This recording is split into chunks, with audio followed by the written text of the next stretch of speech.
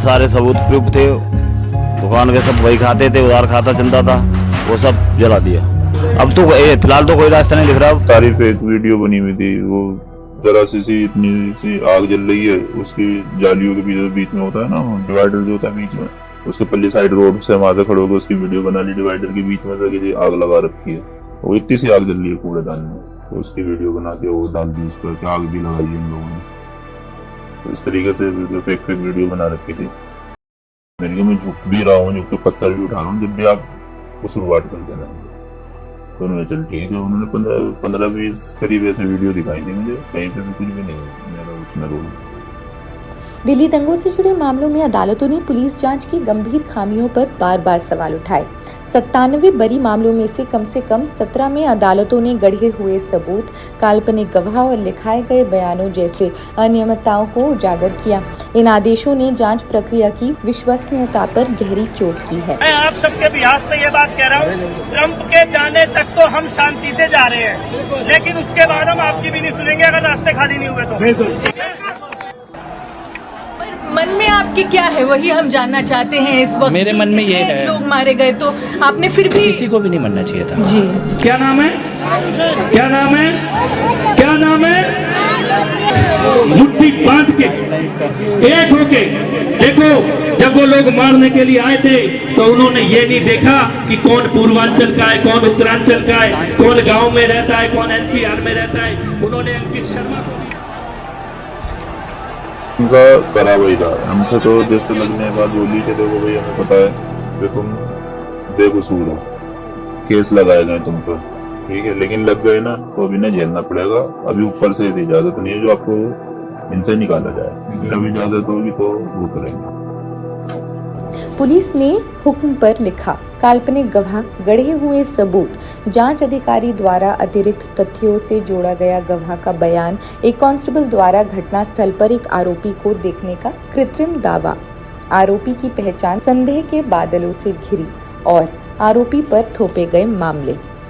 2020 के दिल्ली दंगों से संबंधित 97 मामलों में अब तक बरी हुए 93 मामलों में राष्ट्रीय राजधानी की स्थानीय अदालतों ने कम से कम 17 मामलों में यानी लगभग हर 5 में से 1 मामले में पुलिस की जांच में गंभीर अनियमितता को चिन्हित किया है। ये तथ्य इंडियन एक्सप्रेस की जांच में सामने आया।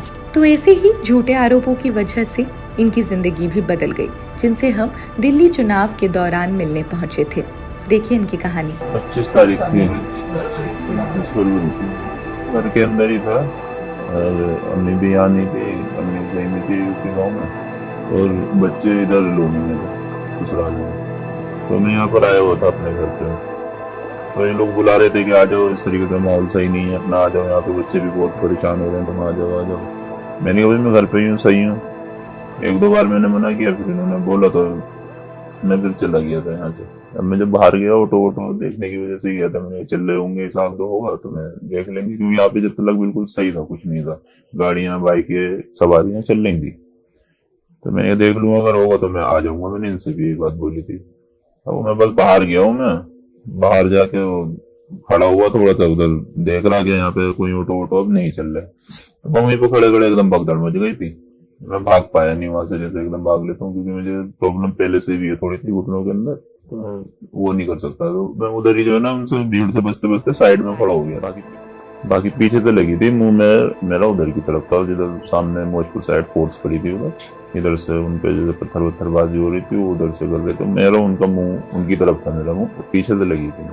मेट्रो स्टेशन मेरे पीछे था, थोड़ा तो पैन ही है मेरे हाथ में, रहता ही रहता है मेरे, कोई जैसे इस हाथ का ना कोई काम कर नहीं पाता।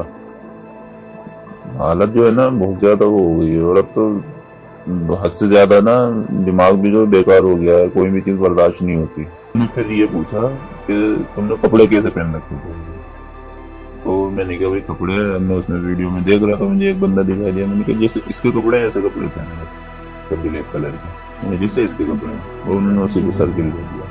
उसको जूम भी कर रहे जब भी शक्ल नहीं दिख रही, कितना पीछे वो बड़ा होगा, और इधर उधर के दंगे वाले, तो उन्होंने देखा वाली, क्योंकि मेरा हाथ काम नहीं करता था, ना तो मैं खा सकता था इस हाथ से, ना मैं कुछ कर सकता था, तो हाथ बस मेरे यहाँ पे ऐसे करके था, यहाँ ऐसे बस ये ऐसे ही रहेगा हाथ, इससे कोई काम नहीं था। तो मुझे फिर वहाँ का सारी उन्होंने जो हो रहा थे धरने वाले, तो उन्होंने एक सेवा समझ के मतलब मुझे बहुत उन्होंने वो किया, मुझे नहलाना, मुझे खाना खिलाना, सारे काम उन्होंने किए। पुलिस वाले वहाँ के वो कोई ध्यान नहीं देता था उस चीज़ पे। तड़प रहा हूँ गली में, वहाँ पे गैलरी होती थी, उसमें पड़ के तड़प रहा हूँ दर्द से, वो शोर मचाए जा रहे हैं कि अरे इन्हें देखो, कोई जल्दी से आता नहीं। बहुत बुरा वक्त था। तो उसके बाद से भी मैंने कोशिश की चलने की, जाता भी हूँ, कभी बाहर मोहल्ले वाले लेकर आते हैं मुझे, कहीं पे भी हालत खराब हो जाती है, कोई पकड़ के ला रहा है कहीं पे, तो कभी भी हालत दिक्कत हो जाती है इस चीज़ की। 20 साल से जान पहचान है, उनके पास मैं काम करता हूँ।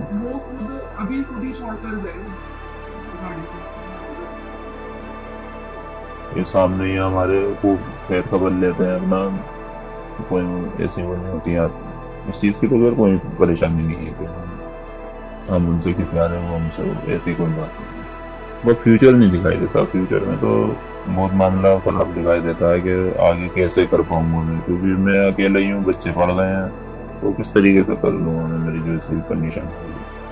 कभी कभी मैं काम करते करते ना बिल्कुल यूँ झुकता चला जाऊँगा, आंखों में आंसू आ जाएंगे, क्योंकि दर्द बढ़ता चला जाता है। मगर काम वाला के साथ भाई थोड़ा कर लो यार, अर्जेंट के टाइम पे मैं परेशान हो जाता हूँ। पहले था 16 घंटे काम करता था मैं, सुबह 8 बजे जाके रात को 12-1 बजे आता था, तो उन्हें तो उसी चीज़ की आदत है, वो उसी हिसाब से काम भी पकड़ लेते हैं। लेकिन उन्हें भी पता परेशान है, तो थोड़ी बहुत वो करते हैं, लेकिन जब पीछे से नोट पड़ता है ना, तो फिर वो कहते हैं यार कैसे भी करके कर लो, तो वो करते ना फिर हालत बिगड़ जाती है।